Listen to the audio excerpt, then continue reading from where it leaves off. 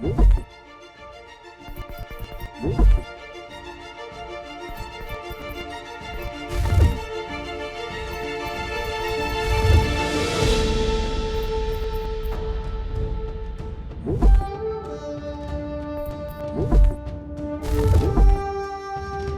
to be when people talked about the end of the world, we locked them up, or laughed them off.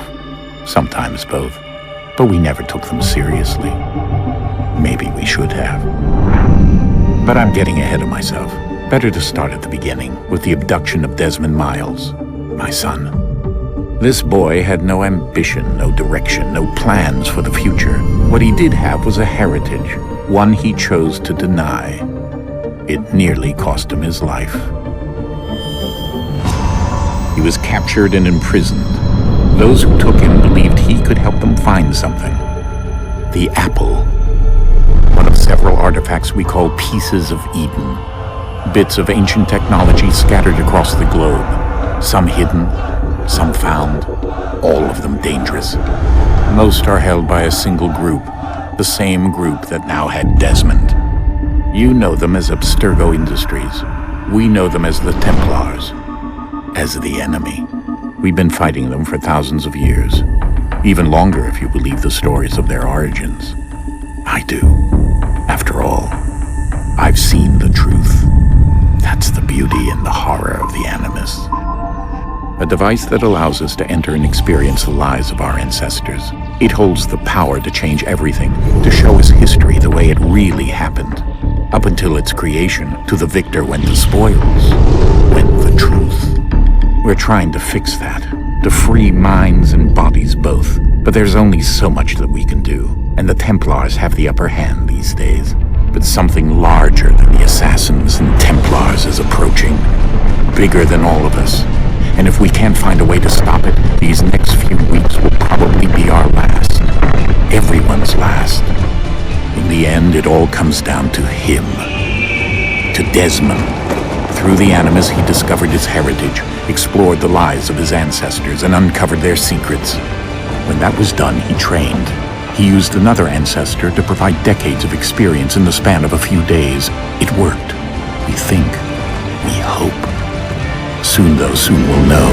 That ominous date fast approaches, December 21st, 2012. None of us knows what it'll bring, only that this is where they want us to be, when it does. They've been guiding us in their own fractured, frustrating way. These voices from the first civilization, the ones who came before, a precursor race of immense power and uncertain motives. They're the ones who made the pieces of Eden. This is where they've led him, and through him, us. He stands at the entrance to this long-lost place, armed with the knowledge of Altair and the abilities of Ezio. He holds in his hands the apple of Eden, and we stand at his side, ready to support him however we can. His name is Desmond Miles, and he has brought us to the end.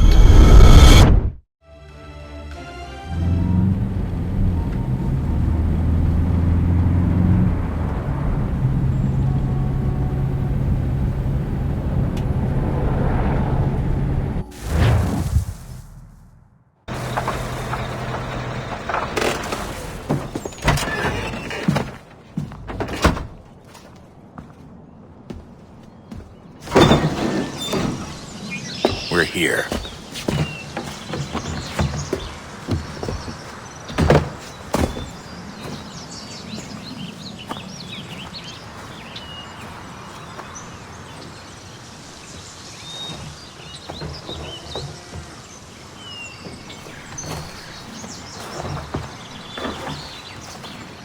Let's go.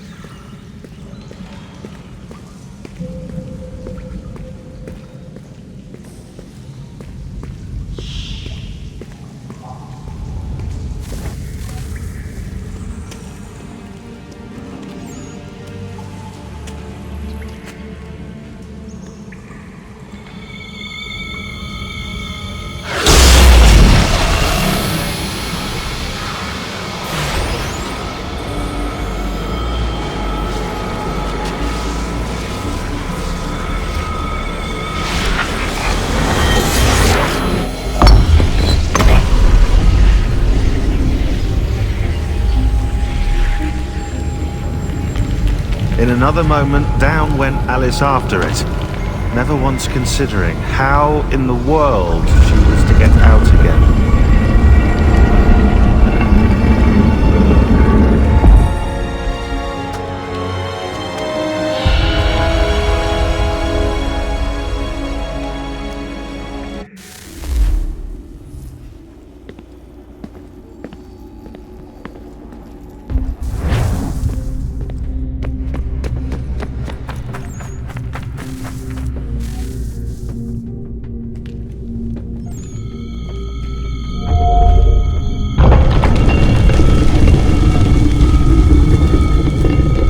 I think we're here.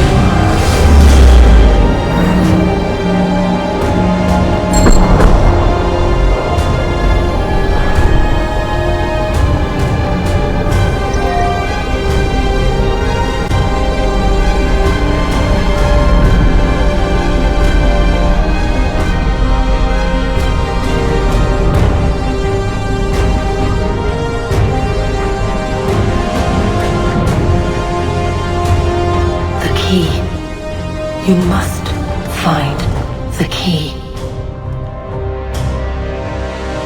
Son? Sir.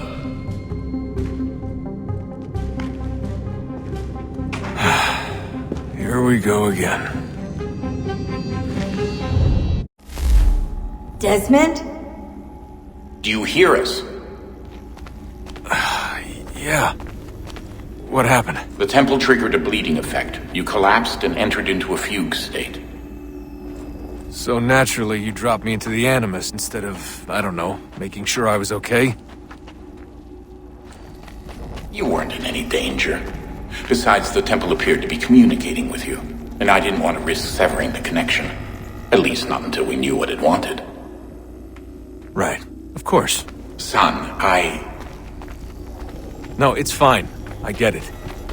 And I know what I'm looking for, by the way. It's a key. Just no idea where it is, though. Guess that's why she triggered the bleeding effect. She? Juno, Dad. She's talking to me. Okay, Desmond.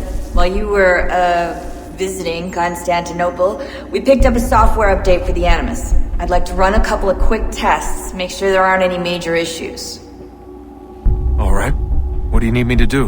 We'll start simple. Walk to the marker over there.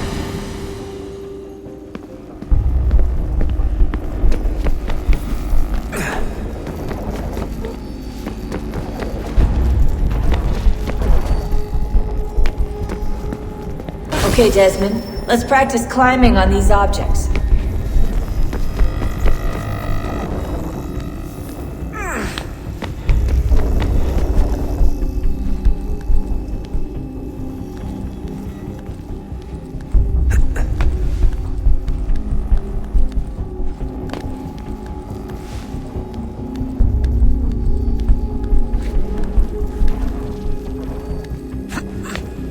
Run your way through this little obstacle course.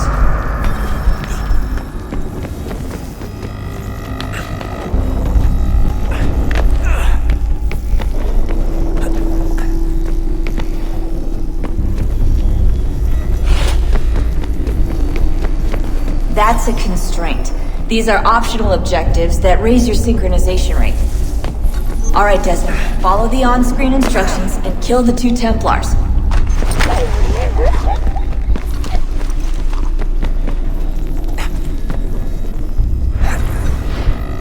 All you have to do here is jump the gap.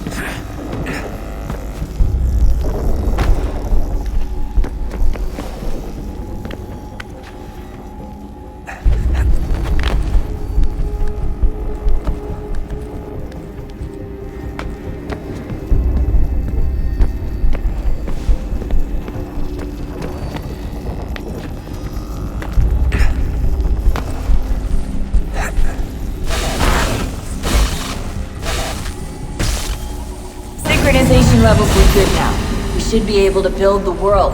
Time to find out what the temple wants from you.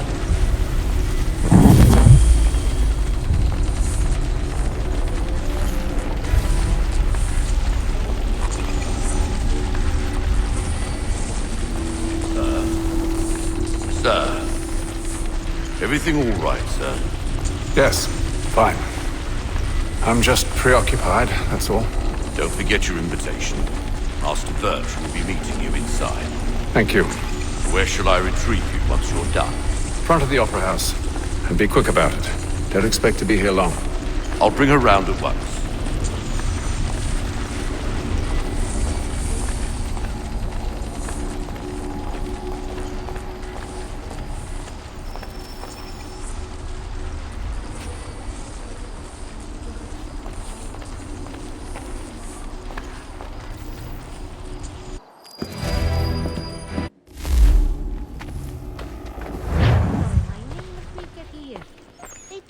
Ladies and gentlemen, you are requested to kindly find your seats.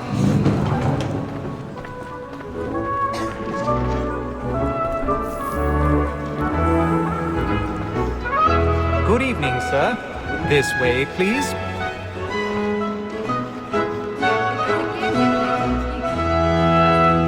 My apologies.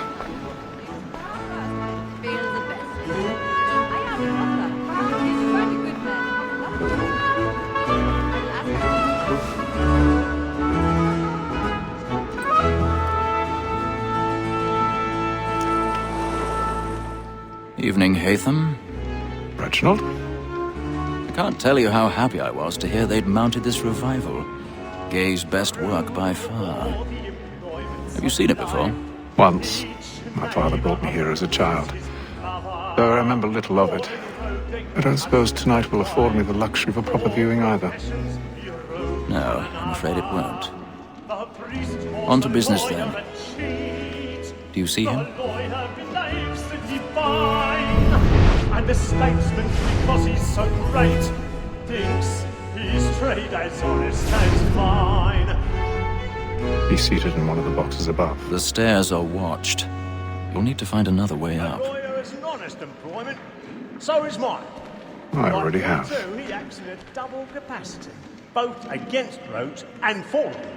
For 'tis but fitting that we should protect and encourage cheats, since we live by 'em.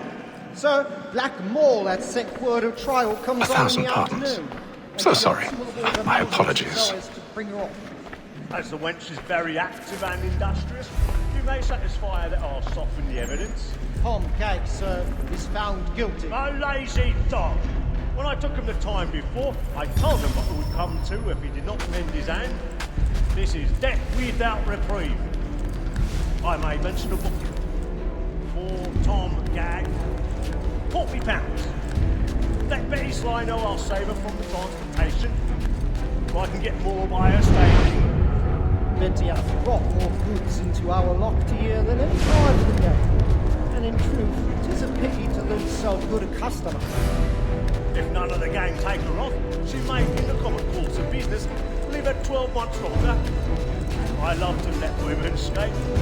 A good sportsman always lets the end part of his life, because the breed of the game depends on it. Besides, here the law allows us no reward. There's nothing to be got by the death of will, except our wives. Without dispute, she is a fine woman. Was where I was obliged to remind.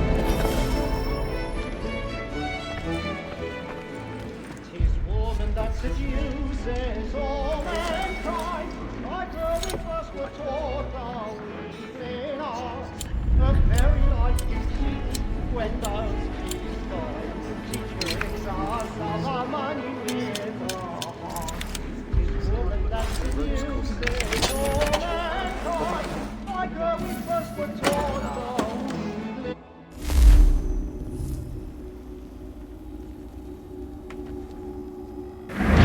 Boy, and let my friends know what I intend. I love to make brother. When a gentleman is long kept in suspense, penitence may break his spirit ever after. Besides, certainty gives a man a good air upon his trial, and makes him risk another without fear or scruple. I've But got a all bit of away. stage It fright. is a pleasure to be the messenger of comfort to friends in affliction. But 'tis now high time to look about me for a Little decent Dutch courage excuse up bloom in your against cheek. next session. I ain't a lazy rogue by whom one can get nothing till he's hanged. A register of the gang. Crook-fingered Jack. A year and a half in the service. Let me see how much the stock owes to his industry. 1, 2, 3, 4, 5 gold and 7 silver ones. A mighty clean-handed fellow. 16 snuff boxes. Jeremy's 5 of them really true gold. burning up the balls 6 tonight. dozen of handkerchiefs. 4 silver hilted swords. He's a mob. Half a dozen of shirts. 3 tie periwigs. And a piece of broadcloth. Considering these are only the fruits of his leisure hours, I don't know a prettier fellow. But no man alive hath a more engaging presence.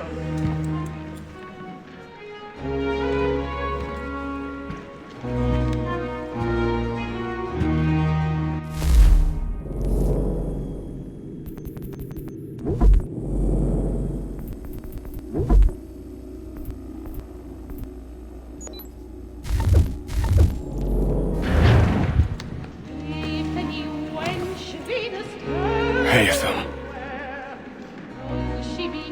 You should have come to me. We would have found another way. Yes. But then you would have known. For what it's worth, I'm sorry. As am I.